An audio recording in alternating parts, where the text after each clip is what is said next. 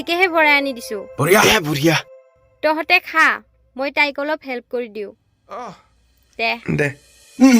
ৰাতিপুৱা নিচাই ফাটি গেল মাৰি দিম দে একেলগে হ'ব ঐ অলপ চাকনা লৈ আহিবিচোন অ নি আছো আৰু গিলাচ আনিবি 3টা তহঁতে আহিলি ভালেই হ'ল তহঁতৰ লগত খালি একো ক'বা নহয় নহ'লে এনি টাইম কেং কেং কেং কেং কৰিয়েই থাকে বুজিছ না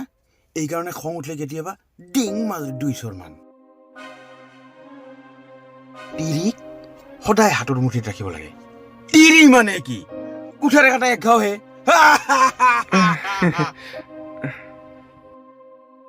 ইমান তিৰিৰ পিছত ঘূৰি থাকিব নালাগে জীৱনত বহুত পাবি